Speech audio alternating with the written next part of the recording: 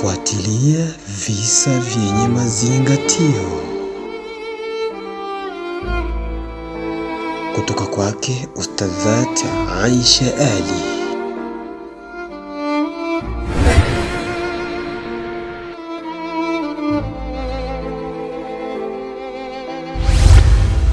Assalamu alaikum wa rahmatullahi wa barakatuh. Alhamdulillahi rabbil alamin wa bihi nasta'inu wa la udwana ila ala zalimin.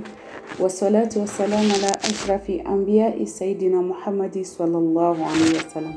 Ndugu zangu katika imani, leo basi nimewatarishieni nini katika TV yetu hii mpya Maadili TV. Nimewatarisheni kisa cha masikitiko, kisa cha manunguniko, kisa cha binti ambaye alioza sehemu zake za siri kwa sababu ya nini? Sababu ya kuwadharau wanaume, sababu ya kuwatukana wanaume, sababu ya kuwakataa wachumba, kila aina ya wachumba ambao walikuja nyumbani kwao akijivunia uzuri wake. Subhanallah. Uzuri ni neema ndugu zangu, lakini neema hii ya uzuri tujue tuitumie katika njia ya ucha Mungu. Binti huyo alikuwa akiitwa kwa jina la Asma. Alikuwa ni binti mzuri sana, mrembo, ambaye Mwenyezi Mungu amfadhilisha kweli kwa neema ya urembo. Alikuwa akipendwa na wanaume wengi, kila aina ya wanaume walikuwa wakimfuatilia sana, kila mmoja akitamani awe mke wake. Matajiri kwa maskini. Basi matajiri walikuwa wanakuja wakimwaga pesa nyingi sana pale nyumbani kwao na kadhalika, lakini binti hatokosa tatizo au kosa la kuwatoa. Mara huyu sijui ni ana pesa lakini sijui ana pua libaya. Yaani alikuwa mpaka hata kidharau maumbile ambayo Mwenyezi Mungu kawapa au wanaume. Kiukweli alikuwa ni mtu wa majivuno sana na kukataa na kibri kikubwa sana, kukataa kusikia, wala alikuwa hataki kuambiliwa na mtu kuhusu mambo yake ya mahusiano. Basi maskini wakija ndo kabisa akiwatukana, akiwadhalilisha, akiwaonesha kama nyinyi ni wanaume gani, hata mahari ya kunioa hamna, mnaweza kuja kufanya nini? Hivyo na hivyo, basi akawa ni maisha yake kudharau wanaume na kuwakebei sana. Hataki hata mmoja anakuambia sijapata ule ambaye anaweza kanioa. Basi kaendeleaje? Basi huyo binti Asma ikawadia wakati mmoja palikuwa na kipofu mmoja ambaye mashallah tabarakallah Mwenyezi Mungu amemjalia ucha Mungu sana. Akasema mwenyewe kipofu, akasema nasikia pana binti anaitwa Asma, ila sijawahi kumuona, simjui, simtambui, lakini kwa sifa ninazozisikia ukweli huenda akawa ni mrembo kweli.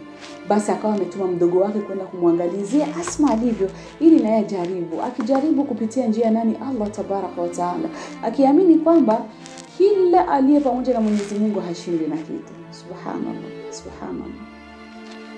Alivyomtuma mdogo wake kenda kabisa kwenda kumuona Asma. Alivyofika akamuona kweli kama ni binti mrembo mwenye kutisha kabisa kwa urembo wake, mashallah. Akarudi nyumbani kwenda kumwambia ndugu yake. Akamfahamisha kwamba nimemkuta Asma ni binti mwenye kutisha, mrembo sana, wala wewe ndugu yangu hawezi kukubali. Angalia kwanza sisi ni maskini, pia wewe ni mlemavu wa macho kaka yangu.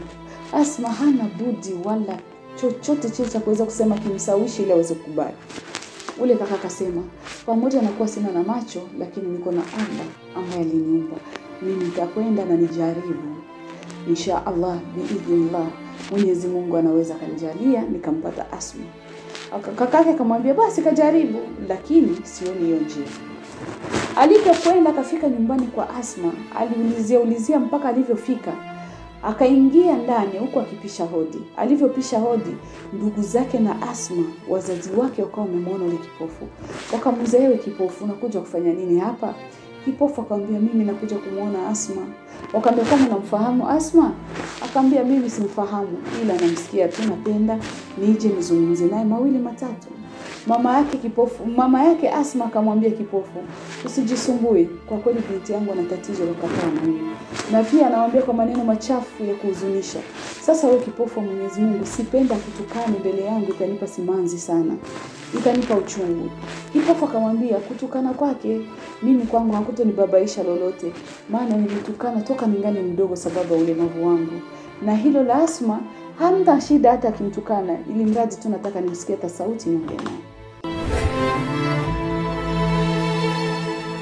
Mama hule wa Asma, sababu alikuwa ni mama ambaye anamuogopa Mwenyezi Mungu, akapatwa na huruma sana, akamkaribisha kipofu. Alivyomkaribisha kipofu, akamkirimu chai. Alivyomkirimu chai, wakaenda kumuita Asma chumbani, njoo muone kipofu wa Mungu anataka kusemeza. Asma akamuuliza mamake, kipofu? Mimi na vipofu toka lini? Mimi siwezi kuona watu kama hao. Hao walemavu naniletea mimi ili wanisaidie nini? Kwani hata niona vipi? Mama akamwambia, mtoto wangu usifanye hivyo, angalau njoo msikie sauti.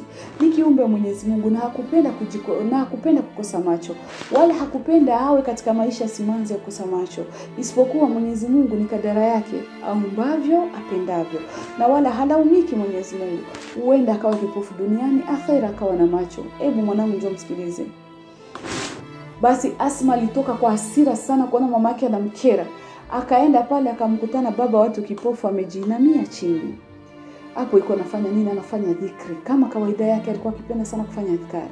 Alivyofika karibu ya kipofu, alichukua chai ambao alimkirimu kipofu, akamwagia usoni.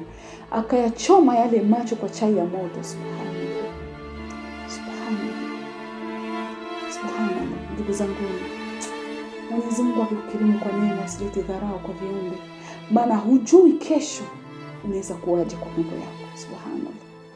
Kipofu alijiinamia, ndugu zangu, akainuka huku macho yake ya upofu yakimuwasha kwa chai ambayo ilikuwa ikipikwa kwa pilipili manga, chai ambayo ilikuwa ikimuwasha sana katika macho yake ya upofu, machozi yakitoka. Akamwambia, ya Asma, laiti ungenisikia, sikuja kwa ubaya, bali nimekuja kufunza tauhidi, nikukumbusha Mwenyezi Mungu ili uweze kuneemeka na hiyo neema yako uzuri. Angalau sikuoni, ila nikwambie mawili matatu ambayo yatakufadhilisha. Nimesikia mengi kwako, watu wakusema vibaya, wakisema unadharau na kibri.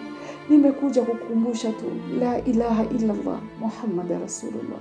Ya Asma, umeachoma macho yangu, sikuoni Asma, sikuoni, ila Mwenyezi Mungu anakuona. Inna Allahu yara, Mwenyezi Mungu anakuona ya Asma. Unanifanyia unyonge, unanipa simanzi, lakini ujue Allah mukabir.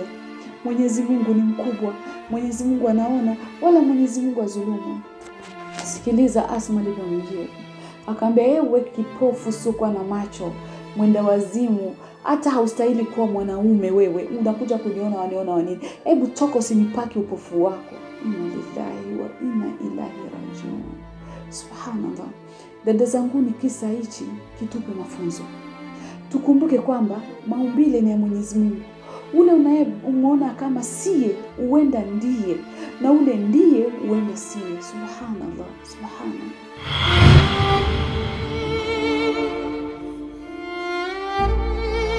Fuatilia visa vyenye mazingatio kutoka kwake Ustadhat Aisha Ali.